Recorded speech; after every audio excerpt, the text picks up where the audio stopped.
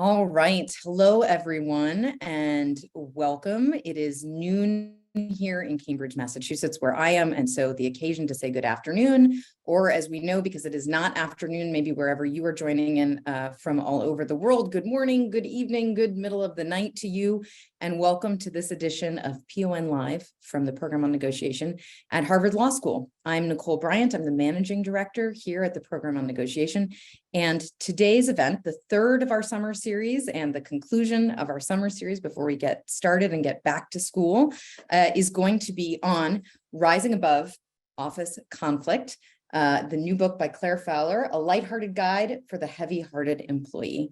And before I get to introduce Clare, I'm going to refresh all of you, or welcome for all of you, the procedure that we're going to follow today. So we have an hour to spend, lunchtime in Cambridge, whatever mealtime it might be for you. And during that time, Clare is going to present for about 40 minutes her work. And then at the conclusion of that, as ever, we will dedicate time for a question and answer portion of the event. So as ever, during the presentation, if you have comments, if you want to let us know where you're coming in from, thank you so much. We'd love to see where you're at. Please go ahead and write that in the chat. And then when you have questions, please go ahead and use the Q&A function at the bottom of your Zoom screen to put those in. And we will collect those and then allocate some time for a Q&A session as we finish up. As ever, a big thanks to the incredible PON staff. There's a lot of behind the scenes work that goes into getting us set up and ready here. And especially we're delighted because our speaker is not only with us for this virtual presentation, but actually physically in the PON offices. And that is a rarity. So we're delighted to have her set up with us today. So Diane Long, our events coordinator, of course, our assistant director, James Kerwin, and our program associate, Riley Schretzel. Thanks to the three of them for all of their work today. They are recording this program, and it will be up usually on the PON website in just a couple of days in case you don't get to stay till the end or you want to share it with a friend or whatnot.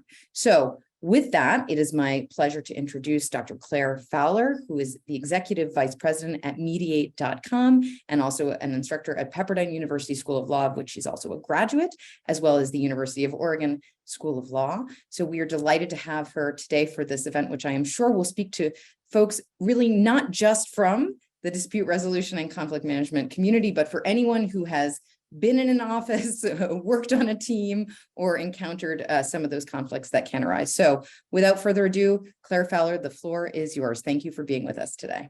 Oh, thank you so much. This was so fun to get to be here, to be sitting at Harvard, and to have spent time with all of you. Thank you. So as Nicole said, I am going to speak for about 40 minutes. While I'm doing that, please post your questions in the Q&A, because then we'll be spending about 20 minutes afterwards going over those questions. So hello, everyone. Thank you so much for joining. This is just such a joy. I can't even tell you. So we're here to talk about rising above office conflict. So let me share my screen here and I'll tell you a little bit about it. All right. So rising above office conflict, the lighthearted guide for the heavy-hearted employee. All right, so for those of you that have to rush off to something else, here's a 5-second version. What this book is about. I looked at 20 behaviors that I saw in the workplace, and these are just common things that we all run into that may or may not be helpful when we are trying to resolve conflict. And I looked at these specifically so that we could understand how to only pull the interests in from those behaviors and only speak out our interests. I know, right now that doesn't make sense. Give me a second and it will. So to add a little bit of culture to this, I know right now you're thinking, there is no way she can tie in the Barbie movie and Thinking Fast and Slow. Just wait, here it goes. So I won't give away any spoilers, I promise. I know Diane said she hasn't seen it yet. So the Barbie movie has just surpassed $1 billion. Obviously, there's something here that people need. And it's not just the bubble gum, right? It's not just that it's fun. There are 1,000 movies that we could go to if we wanted to see fun bubble gum. I think this has tapped into something a little bit deeper. And what I think that has tapped into is the need to say, yes, I value and I stand up for myself and my interests. But you know what? I kind of think you value too. And instead of just saying, oh, you're difficult. I'm going to cancel you. I'm going to block you. I'm going to ghost you. We're not going to have anybody in our life that might cause us harm or might be difficult to talk to. I think what this movie is really getting at is saying, actually, even if we disagree with someone, I think maybe we should figure out how to talk with them. So I was thinking about this with Thinking Fast and Slow by Daniel Kahneman. And what he says is that our habit, as we saw in the Barbie movie, might be to initially dismiss someone's interest, right? That's our systems one thinking, that's just our reflex. Like, oh, if they said something snarky to me, I'm just going to completely cancel them, right? I'm just going to dismiss everything that they're saying, which we know destroys relationships. So instead, this is what we're going to be talking about for the next 40 minutes. How we can change that. How even if somebody says something snarky, right? And you have the right to be upset. How you can say, you know what, instead, I'm going to pause and I want to actually hear what they're trying to say. I want to hear their interests and I want to figure out how to share my own interests, right? In a way that preserves the relationship. All right. So there we go. The Barbie movie. And what we are trying to do here is use Daniel Kahneman's process of going from that reflex of, oh, I can't believe he said that to me. He's such a jerk. I'm never talking to him again. And instead pausing and saying, let me go through some of this knowledge. Let me understand the behaviors and understand what that person is really trying to say. And maybe even communicate in a way where they can hear my interests. All right, that's the goal. So to do that, what I want all of you to do is just picture for a moment that you're in a very heated meeting or a difficult conversation, right? It's just not going well. Somebody's frustrated with you. I was trying to get our phone plans all set up yesterday and it was just a mess. One of my daughters she's now an adult and she needs to be on her own plan. And it was this whole thing. And they were getting frustrated with me. Well, how come you didn't call soon? Right? It was this whole thing. And they were getting incredibly frustrated. And I was getting frustrated. And I could just feel, right? Can you picture yourself in that moment? You can just feel your heart rate increasing and your anxiety increasing, right? And I could just feel it in the pit of my stomach. So I want you all to just picture that for a moment. Let's say you're in a budget meeting and you can close your eyes because your cameras are turned off. Nobody can see you. And so go ahead, pause for a moment, close your eyes and just picture yourself in that moment, right? There's all the insults and the stress and the anxiety and the negativity just flying around. Now, what I want you to do is picture that we've got all of these principles, right? You're going to learn all these principles about what's really going on and why someone is behaving this way. And you can set that up around you like a force field so that there's all this stuff coming in, but you only allow in their interests, right? You don't have to take all the other junk, all the other insults and the barbs and the jabs. You don't need that, right? You have worked really hard to make you. So that's the point of this book is saying, yeah, there's a lot of junk out there that people say. You don't have to let all of it in, but you also don't have to completely cancel them, right? Instead, let's just ignore, let's not allow those barbs, the insults, all the junk to come into you. And then when you speak, we're going to use that same filter. And even though I want to say, I think you're a royal raging jerk, and I just wish that you would never speak to me again. What I'm going to say is, I understand that you're feeling disrespected in this moment. Here's what I need to feel respected, right? So very different process. So this is the technique that I go through in the book. We'll just, even though you want to react, just pausing for a second and just allowing only interest in and only interest out. All right. So that's the technique that we're working on in this book. It's essentially what Kahneman said, moving from that systems 1 to systems 2 thinking, slowing your brain down instead of doing that knee-jerk response of, oh yeah, you don't think I deserve a budget? Well, then fine. You don't deserve a budget either. Pausing and saying, okay, I understand you want this money to protect your students. Here's why I need this money for my budget and my department, right? Or if a client is coming at you, okay, I understand, Wanda, the wife, that you are furious with your husband and you really just want to go slash his tires. But let's think long-term about what would happen if we did that. All right. So what Kahneman says is the best way to be able to do that, to get some control over your brain and its processes, is with very specific knowledge and understanding. So that's what we're trying to do here. right? We're trying to break down these behaviors and get some knowledge and understanding about what's happening there. So we've got all these lovely behaviors, the Hulk, the, the dismissive boss, the boxer, the honey badger, the passive aggressive, the rude coworker, the inappropriate Ingrid, right? We've all worked with these people. I mean, not the people here at Harvard, they're really lovely, but in other offices, we've all worked around these people and these personalities. And sometimes, let's face it, we are these people, right? So let's understand what's going on behind the scenes there. So I have 4 things that I want to cover today, all right? Me, the book, how to apply it, and what the long-term goal is. So first, hello, here's me, Clare Fowler. I received my undergrad, master's, doctorate in workplace mediation. I'm so lucky I get to be the executive vice president over at mediate.com. Like they said, I teach at Strauss and at University of Oregon, workplace mediator, workplace trainer. So in other words, I was the expert in all of this, right? I thought I knew everything there was to know about conflict theory. And I got married and I realized, you know, some of this stuff is actually very difficult to apply on a day-to-day basis. It's great to know all of this conflict theory, but sometimes it can be really hard to actually do when I'm in the middle of a conversation and I'm frustrated.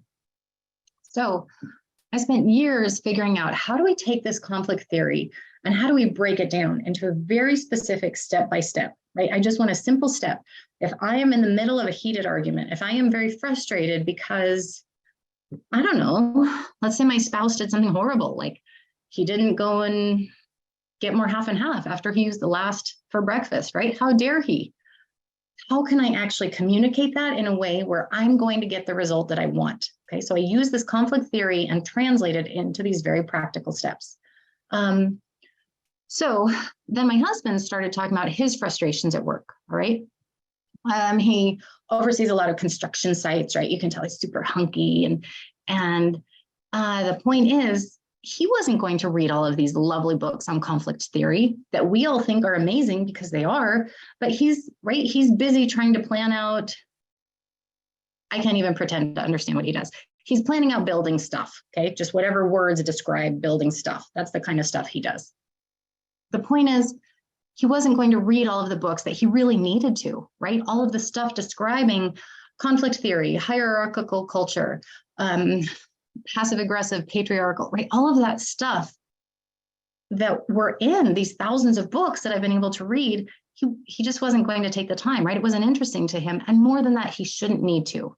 Okay, if I'm going to sit down and cook a recipe, what do? I don't have to go to culinary school, right? I'm going to YouTube it and look at the 3-minute clip that describes how to make a hollandaise sauce. So I wanted to create the same kind of thing for him, so that when he was in the middle of working through something with a coworker or an employee, he had a guidebook right there. So he could turn to the specific chapter and say, oh, yep, I'm working with a honey badger. Here are the 3, here's why they are behaving the way they are. Here's why it's frustrating me so much. And here's how I can just hear their interests and speak my interests out in a way where we can start to make some progress. All right. So I felt bad because I started seeing this across the board, right? That it just wasn't my husband, but all of my friends, a lot of people that I was seeing in different offices, employees that I started working with, they were saying, well, we just need help, right? I don't want to go to school for it. I already have a job. I'm doing my own thing, but we need help in understanding what's going on. So that's why I created this guidebook, so that we can understand our colleagues, so that we can understand our clients. And let's face it, sometimes we're not perfect, right? So that we can also understand ourselves. I wanted to put the knowledge in the hands of the people who need it, right? Not just the library here. Just when you walk into the lobby, in case you haven't been in the lobby here before, the program on negotiation, it is beautiful, right? Incredible books sitting here. But the point is, if they're here, then we need to be able to create something and find some way to get those books in the hands of the people that need it every day. So that was my big purpose here, okay? So part 2, what did I actually write? What is this book about? So I took all of these books that I have been, and you all know, right, to get a master's and a doctorate, you have to read so many books. And these were just the ones that I thought were amazing that I decided to keep. And so I tried to keep some of the best principles from all of these. And then I've been mediating for about the last 20 years, right? So I tried to condense this into a usable guidebook that, again, my husband, coworkers, friends would be able to simply read. I tried suggesting some of these books to my daughter, and she's a teen. And she said, "Oh, Mom, TLDR," right? And you kind of laugh and smile the way we do whenever a teenager tells you something, and you're like, "Oh, yeah, TLDR." And then as soon as she left, of course, I Googled it and I found out it meant too long, didn't read. So all of these lovely books that I have, she said, "Mom, they're TLDR. I just need a simple version. Just tell me what to do when I'm dealing with this type of a professor, or I have a roommate and we're frustrated about this." Okay. So your quick summary, that's what this is. It's trying to just create a simple guidebook that people can turn to for specific behaviors. All right. So then with those behaviors, I wanted to create a really simple 3-step plan. How can we actually listen so I can hear their interests, right? I want to filter out all the junk. I'm not going to cancel them and completely block them, even though I might want to. Instead, I'm not going to allow some of that junk to make its way in here, right? I just want to listen for their interests, and I want to be able to speak out my interests, and then find a goal that satisfies both of those. Second important thing here about the book, I mean, you're going to do something, you might as well enjoy it, right? So I wanted to make sure that it was a book that was fun to write, that it was fun to read.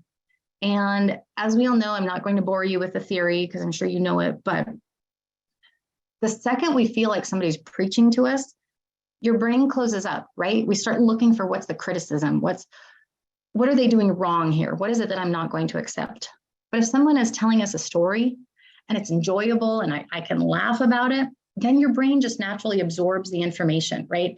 There's a part of your brain that opens up and it's like the bucket is open and information can drop in. So that's what I was going for, right? Just telling a lot of stories, explaining how I have seen some of these behaviors or how I have done some of these behaviors, and also trying to just normalize it, right? We all mess up. We all say the wrong thing all the time. Instead of pretending like it doesn't happen, let's just talk about it and laugh about it. It's kind of what we've all said this, that resolving disputes is like going to the dentist, right? And we're like, oh, it's going to be scary. It's going to hurt. So I'm just going to put it off as long as possible.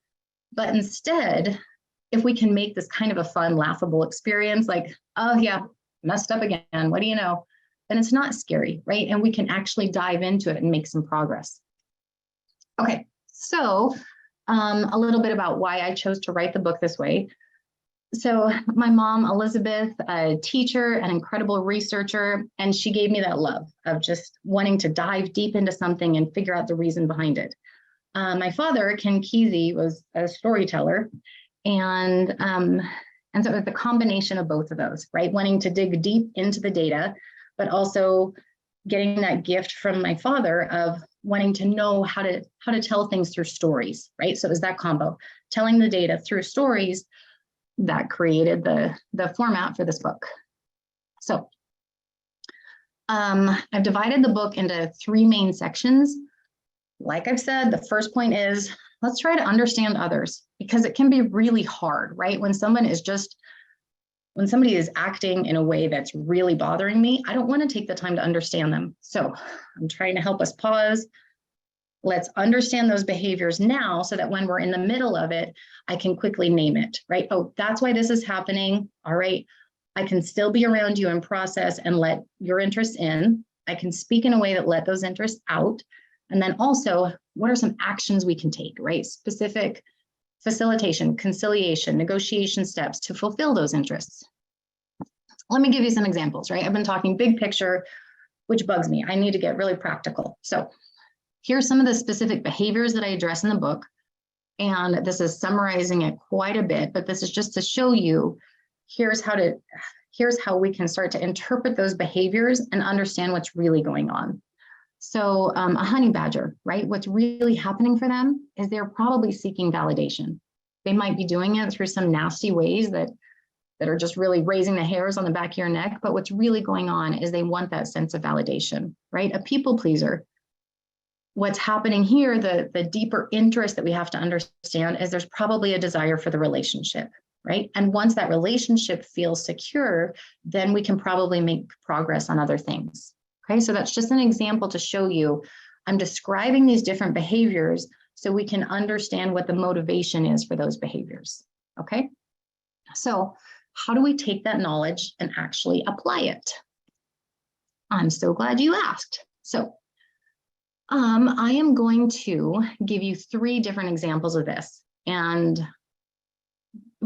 while I'm talking through these, please start to put some questions in here, right? There's obviously, I'm just giving you 3 examples of behaviors. There's a lot of behaviors out there, right? We all manage to do some pretty strange things in the office. I understand that. So if you have a specific question about a behavior that you're looking for, a behavior that you are doing, or something that you're dealing with, then please put it in the chat so we can address that during the Q&A part.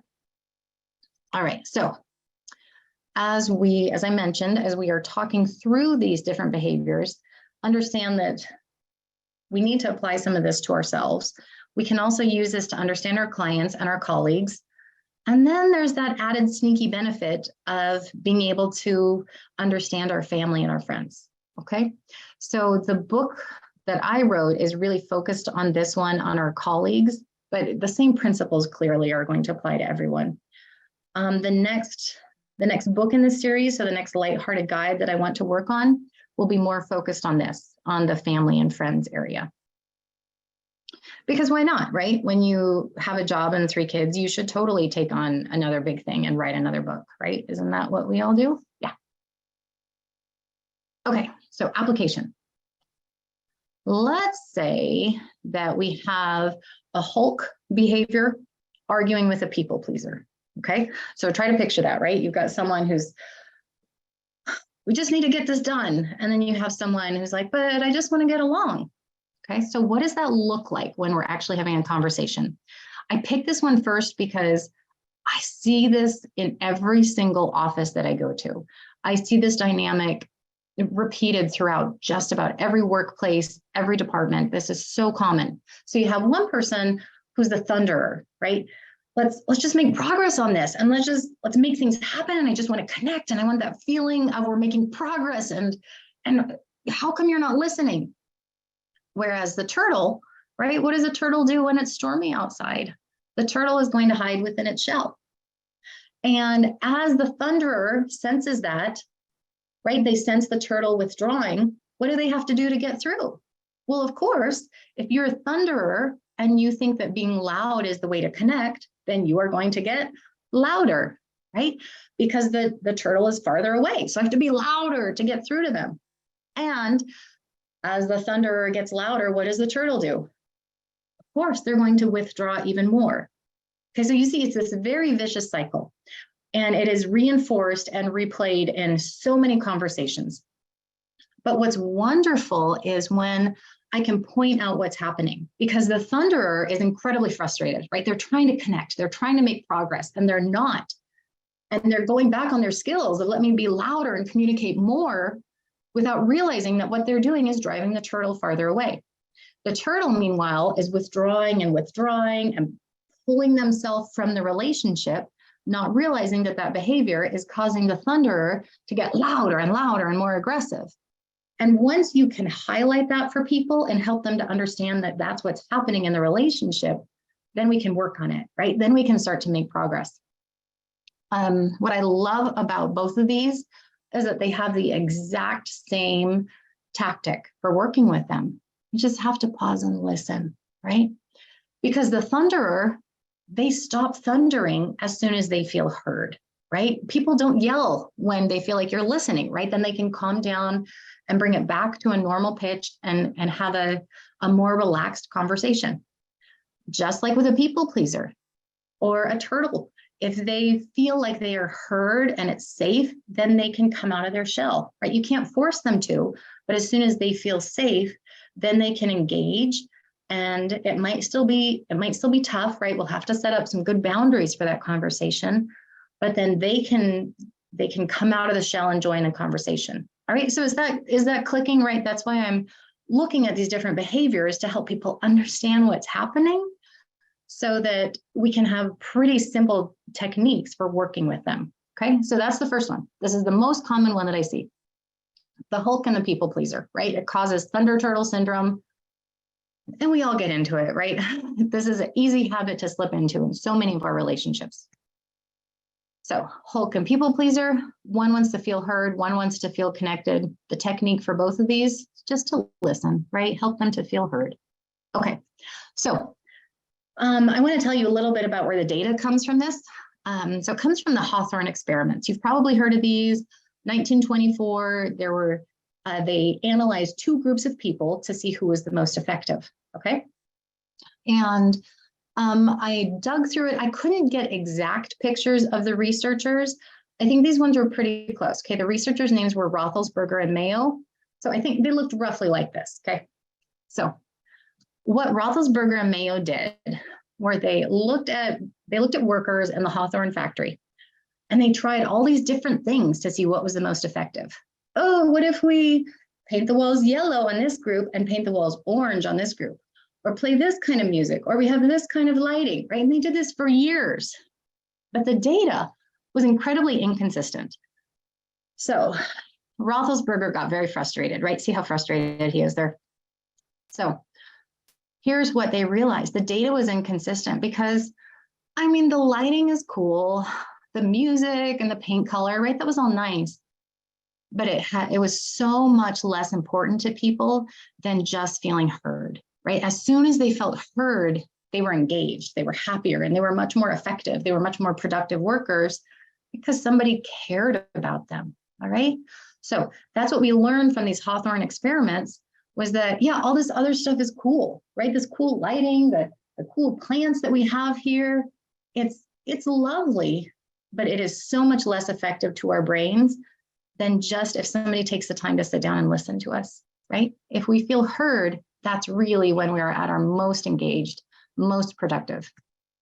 Okay, let's look at the second application. How can we find the interest when we're arguing with a bad Brad or a meanie Minnie? I am assuming you haven't had a chance to read the book yet. So let me tell you about these two. Bad Brad, oh, bad Brad. He has very poor social skills, right? He can be rude, he can be dismissive, he interrupts, he invalidates your interest. Very frustrating. Then we also have meanie Minnie, okay? Yeah, I know it's still a cowboy, okay? It's gender fluid. So meanie Minnie has very poor social skills. He can be rude, he can be dismissive, interrupts, invalidates your interests. What are we noticing about these two? They're twins. They are identical twins. What does this mean? It means that what looks like mean behavior most often is bad behavior. And I know that's a pretty big generality, folks. I have the data to back this up. So this is what I did my dissertation research on, looked at about 4,000 different conflicts and found that the most common cause of conflict was just bad behavior, which people thought was mean. In other words, they thought that somebody was intending to be hurtful when actually they just didn't understand the full picture, right? Okay, so imagine this. Nicole, the managing director here, right? Just lovely, such a kind person. But let's say I'm sitting here at my desk and I say, hey, Nicole, and she just walks by. Okay, so now in my head, I'm gonna think, oh, Nicole, such a meanie Minnie, right? She just completely disrespected me, didn't talk to me, and I think she probably doesn't like me. Oh no, maybe I'm gonna get fired, right? And I just spun off into my whole thing, right? Because our brains do that, right? Whenever there is a vacuum of information, the term here, it's Latin, I apologize, I'm totally going to butcher this, but the term is horror vacui, or vacui, something like that. And it means that nature abhors a vacuum, right? Our brains abhor, our brains hate a vacuum of information. So if Nicole does something that is outside of the social norm, my brain is going to just fill in that vacuum of information with things like, I don't think she likes me anymore. Oh no, what's going on? Maybe she doesn't want to look me in the eye because she knows something. Yeah, I think I'm probably going to get fired here. I should probably start looking for another job, right? My brain has made up this whole story that isn't true because it didn't understand what was going on, right? So that was the primary cause of conflict in offices. It was just around the US. That's where I was looking at. In offices around the US, that it was bad behavior. People thought it was actually mean behavior. If I had paused, or if I had asked Nicole what was going on, or gave her the benefit of the doubt, I'd probably realize, like, oh, she had her headphones in, right? She didn't even hear me talk. So it was a misunderstanding of what was going on, where I jumped in and I made up all these stories that weren't true. Okay. I don't know, maybe it's just me, but that's something that I have seen very frequently. And if I'm not careful, I notice that that's where my brain tends to go, right?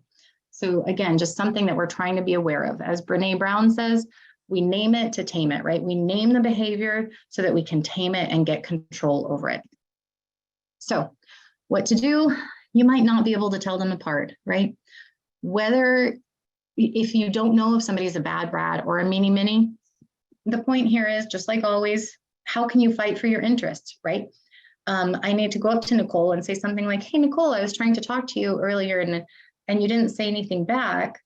And then Nicole will have a chance to speak. And then I can say, oh, I'm so sorry. I didn't realize that you were late to a meeting or that you were on the phone. Thank you so much for explaining that to me, right? So the point with all of these is not to hide or to cancel them or to isolate ourselves. Instead, how can we understand them so we can connect with them even more? All right, so here we go. Third application. This is the one that I'm probably asked about the most often. So I wanted to make sure to address this. What do we do when someone is just incredibly angry, right? Or when someone is abusive? Because I hate to say it, but that stuff doesn't just, right? If you have someone who's like, what's the guy's name in Toy Story that always like tortured his toys? Sid, right? Sid Vicious or something, right? Those kids grow up and then sometimes they move into the workplace and they are not nice. And so unfortunately, as much as you want to give people the benefit of the doubt, sometimes people are just, they don't have your best interest at heart.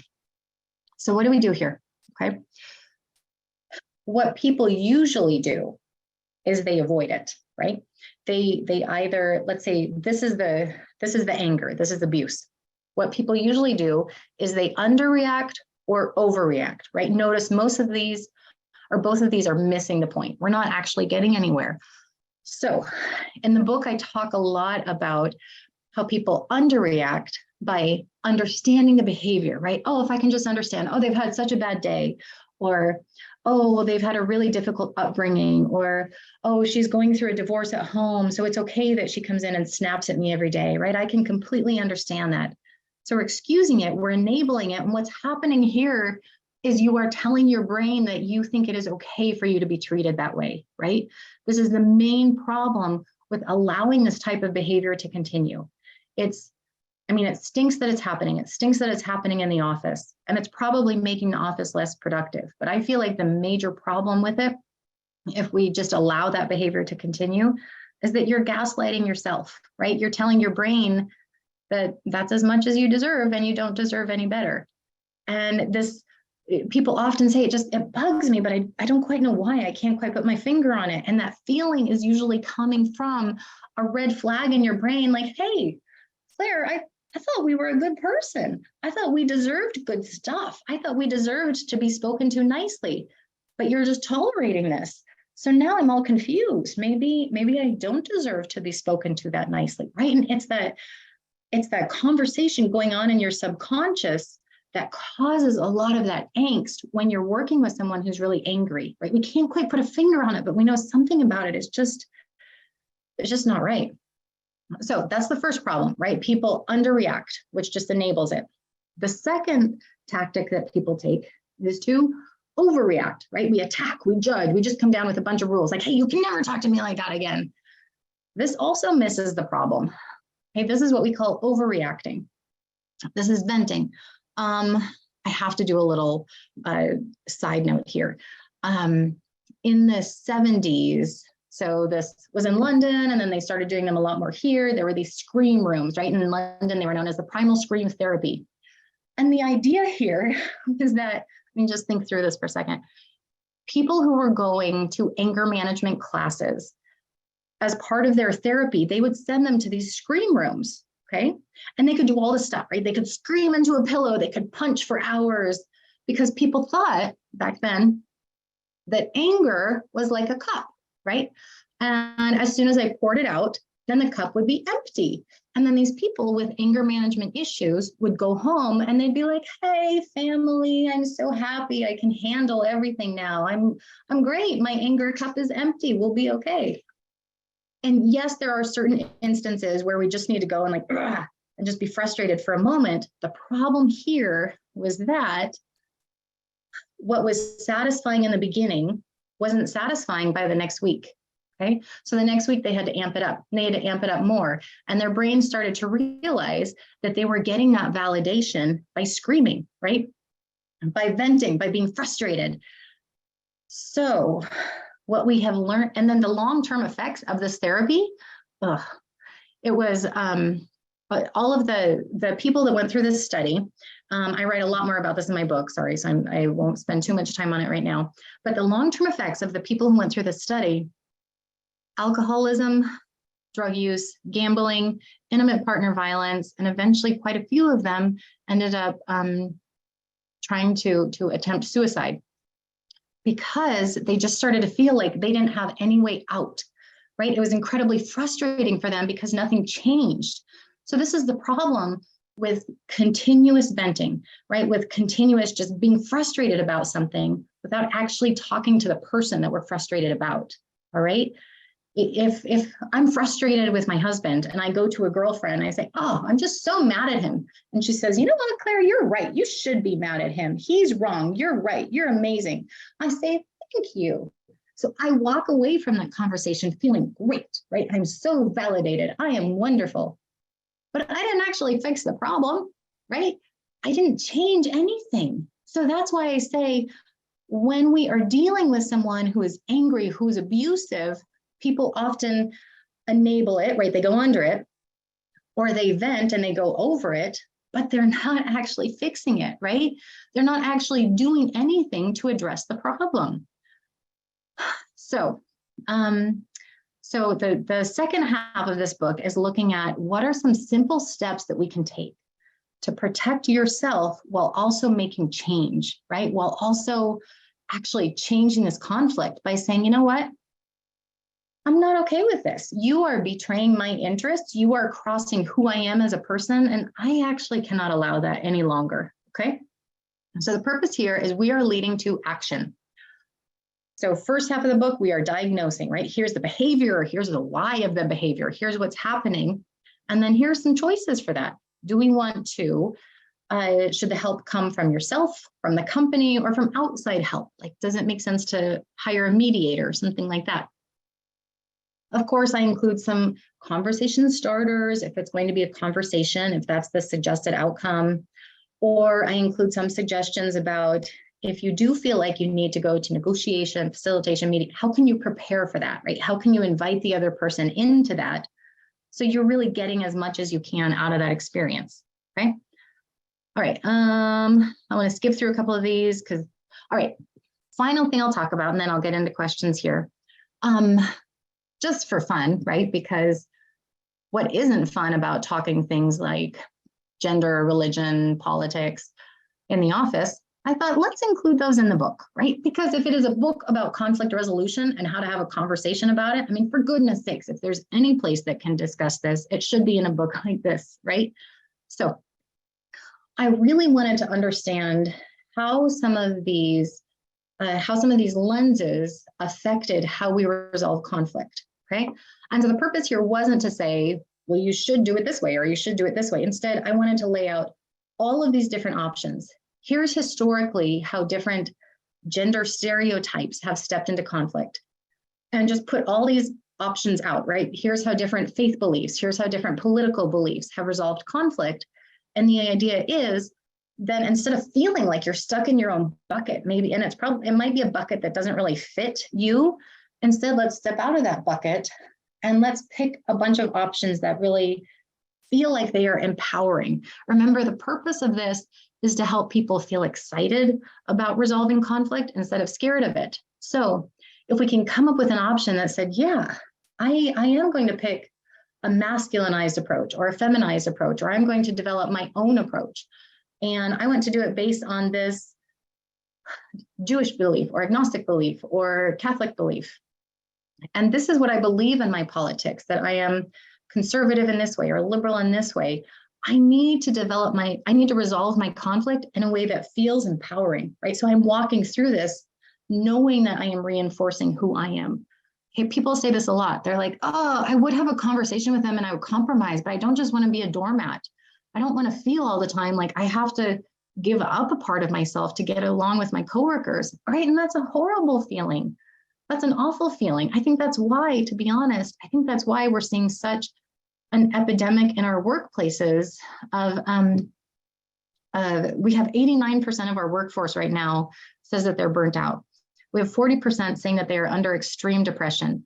One out of every 5 say that they are going through an extreme mental health crisis, right? Our workforce is having a really hard time right now. And I think a lot of it is because they don't know how to resolve conflict. It's because conflicts are coming up, but we don't have a good example in place for them about how to get through this stuff, especially how to get through it in a way that feels good to them. All right, so I have all of these lovely examples of gender roles, spirituality, politics. I think, let me end it here. And then let me just say this. Here's why I called it Rising Above Conflict. Because a lot of employees said, I don't know what happened. We were just talking and suddenly it was like I was dropped into the middle of a maze.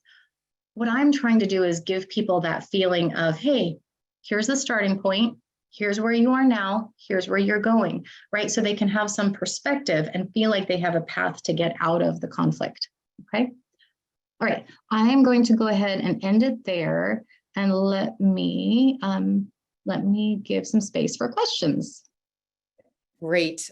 Claire, thank you so much. And I'm so sorry if you thought I was ignoring you when I walked You by weren't at all, earlier. sorry. I just came to give you chocolates You in the were- office. No, but great. You This can has been a handle me really, easily. no offense taken. This has been a really wonderful discussion. And I really like to congratulate you on writing a work that doesn't just speak to this community as we think of it normally, but also to other folks who may not be as familiar with our terms. I was thinking about, how some of these are so relatable and, it's easy to project for folks who might not be steeped in all of the theory and knowledge. So thank you for that. We have a bunch of questions in the Q&A, and I'm sure we will get a few more as we come in. I'm going to start with the first one, although I may jump around after, which is you named a lot of different characters, and there are way more in the book than you actually went into. How do we go about recognizing who these folks are, and what is that process like to be able to put a name and therefore a diagnostic reaction? Right. So thank you for bringing that up, because I want to be really careful here. And we all know this, right? Those of us who have studied negotiation, we want to be really careful not to label, because I want to make sure that I'm not attacking the person or labeling the person, right? Instead, understanding that we are all a combination of a lot of these behaviors, and the people that we work with are using a lot of these behaviors. But a lot of the times we are using these behaviors because we don't know what else to do. So as an example, if we have someone who is a micromanager, they might be micromanaging because they don't know how else to set up quality controls to make sure that they are getting the outcome that they need, right? So they're falling back on this micromanaging behavior. And as we understand that, then I can jump up and maybe be a little bit more proactive and say something like, I can understand that this project is so important to you, and I really appreciate you helping me to understand what the standards are. The constant check-ins, though, those are making me feel a little discouraged. And what would be helpful is, can I have the freedom to do a first draft on this and then present it to you, and we could brainstorm together to make sure it's at the point that you need it to be, right? So it's really just understanding that we all use these behaviors as a crutch, but that there's still underlying interests there that are very valid, right? That we shouldn't be minimizing those interests just because I might not get along with those behaviors. Linda, I have to jump in because that's my favorite question. How do you buy the book? It's on Amazon. So just look up Rising Above Office Conflict. But also, if you jump to Roman, Diane, I think you've already sent this out. If you jump over to roman.com, and there's a discount code where you can get it for 30% off. So thank you, Diane. Perfect. Yeah, we'll Put that, yep, Diane put it back in. Great job. All right, so we talked about recognizing different types. We have a question from Chris about one of the types that you went into, which is a thunderer. So if you have a manager or a supervisor who is a thunderer, constantly raising their voice, how can someone work in that environment despite the fear and the sometimes tendency that folks would have to be quiet in the face of? Yeah, good question. So a few different answers here. I was just working with an employee. She was a turtle and her boss was a thunderer. And her boss came in and she was really frustrated with her employee about something, right? Just was loud and aggressive. And the employee, the turtle, felt so victimized and so harassed by that behavior that she ended up filing a temporary restraining order against her boss for 1 year. Right. So imagine that they had to plan out when they were arriving at the parking lot and who was going to take lunch when, to make sure that they weren't in the same place at the same time. Okay. So the first thing that we had to do was come in and validate that experience, right? That it was very frustrating, that it was making the employees feel traumatized. It was making them feel triggered. So first we had to validate that experience. We also had to validate the interest of the thunderer, that they were feeling frustrated, that they were just trying to make progress and trying to make connection, and that they just wanted to be heard, and that they were incredibly frustrated as well, right? So first we have to validate what's happening for both people here.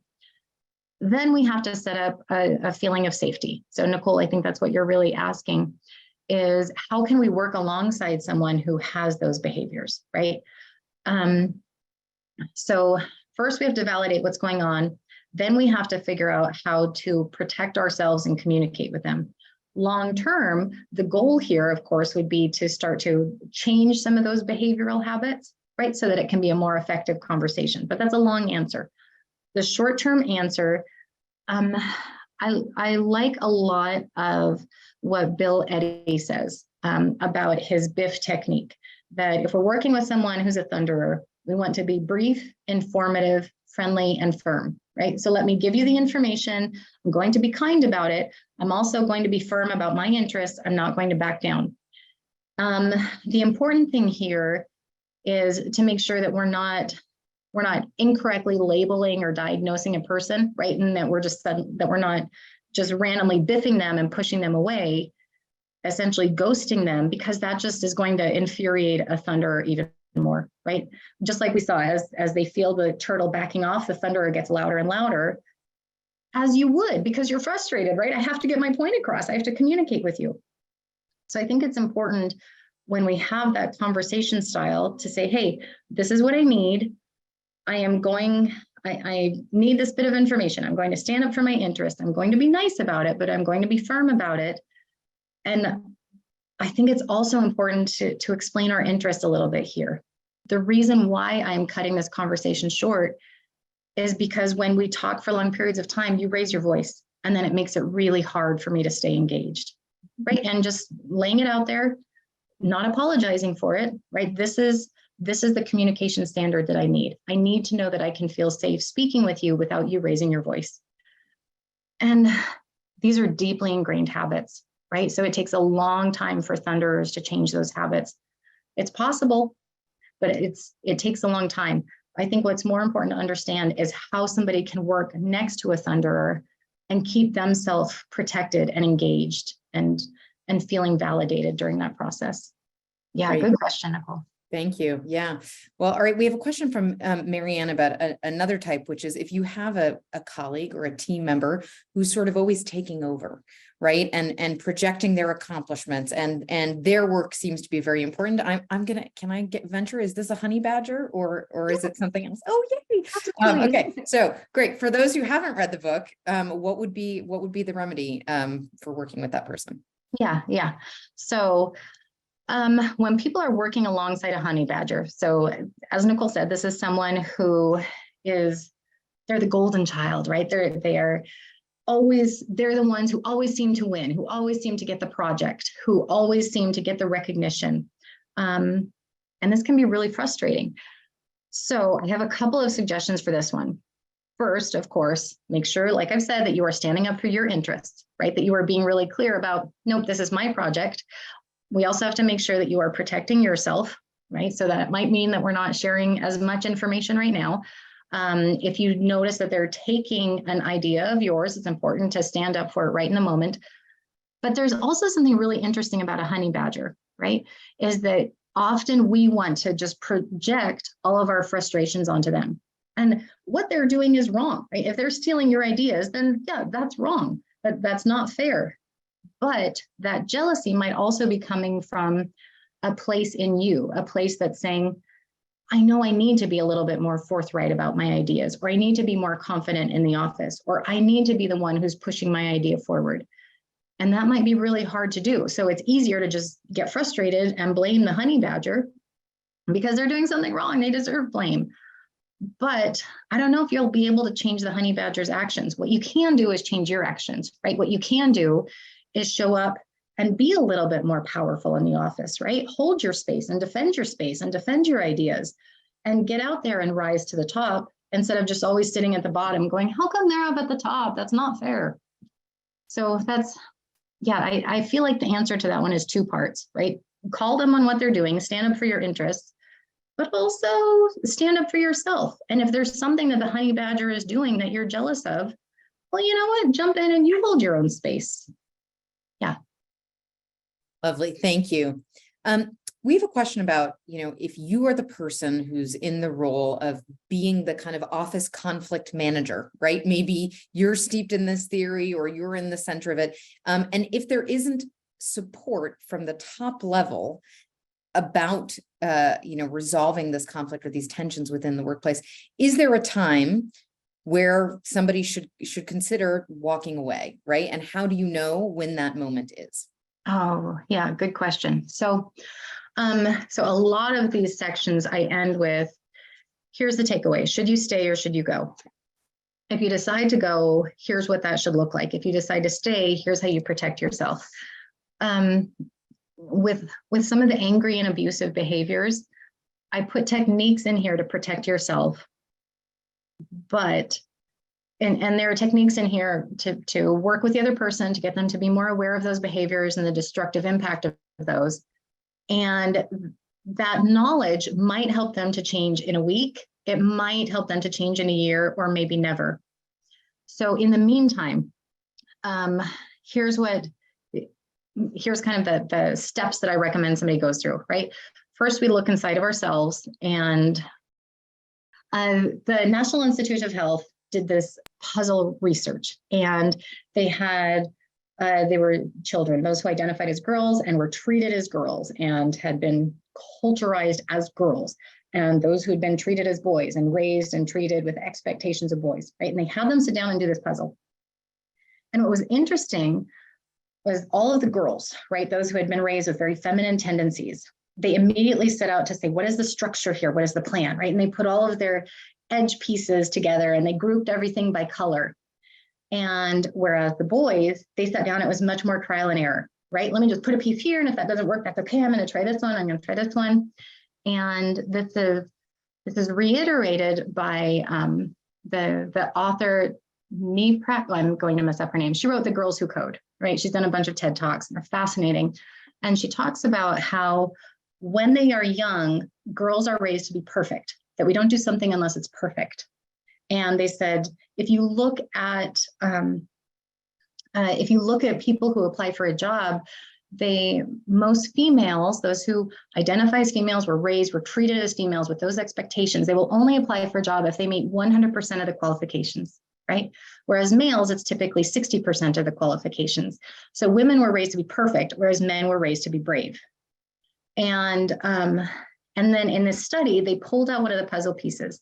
And so the girls often looked inside of themselves and they said, oh no, I must have done something wrong. I must have dropped it. Maybe I put it together wrong, or I put the other piece down here somewhere.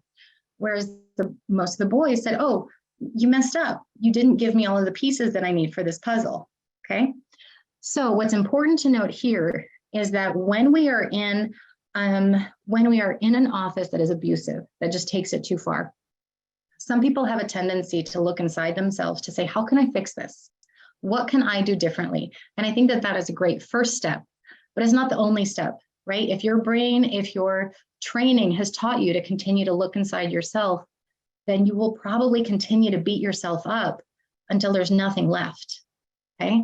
So it's important to be aware of that your tendency, your training might have taught you to look inside yourself, and that's lovely, right? That's great for self-reflection, but it's definitely not the whole picture, okay? That we need to then look outside of ourselves, meet with HR, and if that fails, if you notice that you're starting to not sleep at night, you're taking it out on your kids, you're waking up in the middle of the night thinking about it, that you're dreading going to work, not just one day, because we all dread it every now and then, but day after day, if you're starting to dread it, if you've tried multiple things and you're at that point where you just realize you don't have any hope left, that's when it's time to go. So sorry, way too long of an answer. No, definitely not. Oh my gosh, just at the moment when a phone call came through. Sorry. So we do have one technical question about that, which was the name of the study, Claire, that if you could get it to us at some point. Let me send you the link. We'd put it in the chat, or we can update the event so that someone can. Robust sex differences in jigsaw puzzles, put out by the National Institute of Health. Puzzles. Yep. Wonderful. Great. Thank you. And then I would like to know also, so we talked about what to do when there is not a top-down culture that's helping you, but how about if you're the person setting the top-down culture? How do you ensure as a manager, a lot of people who are on either participants in our programs or visit these events are senior leaders? How do we ensure that we are creating an environment where there is a healthy approach to conflict? Love it. Can be inevitable. Yeah. I love it. So a lot of the HR staff, a lot of the managers that I work with, they are there because they sincerely want to help people, right? They want to help them resolve their problems. And so I often see managers in HR take on a little bit more than I think is effective, right? Because they want to step in and help. They want to be seen as having an open door. They want people to know that it's safe, that people can come to them with problems. The problem is that kind of reinforces that venting environment that I talked about earlier, where we're not actually changing anything. So what I really recommend, if you are trying to create this, this climate of empowered employees, I call it the 3-2-1 plan. And just make it clear across your department for every one of your employees, you commit to this 3-2-1 plan. The idea here is that there are 3 people involved. So you will be there and be a support and allow space for them to go and have this conversation. But there are 2 interests that need to come out. Okay, so it can't just be one person coming in, venting. Whenever they come to you, it needs to instantly be, have you talked to the other person? Or can they come in here, right? So that's, there always needs to be 2 people having that conversation. And then the one is come up with one plan together. Okay, so 2 people come in with interests and they walk out with one plan to work on it. And it's nice and simple, the 3-2-1 plan. And you as a manager are just saying, I trust you and I will give you the training that you need to work through these conflicts, but I want you to feel empowered and excited about having these conversations yourself, instead of feeling like you always have to come to me to get the other person to do what you want, right? Let me help you and empower you to get excited about this and have a conversation in a way that really reinforces your own identity. Yeah, thank you. Yeah, lovely. We had a very logistical question, which is there going to be an audio version of this book for folks? I really hope so. Listen? We're talking about it. Yeah. Great. Well, if you're the reader, I think you would have a great voice. So thank you so much. This has been a very engaging hour and we are going to wrap up now, but thank you, Clare Fowler, for being with us today. Thank you, of course, the PON staff once again for all that they have done to get us here.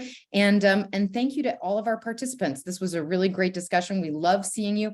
And we're concluding our summer session for a month.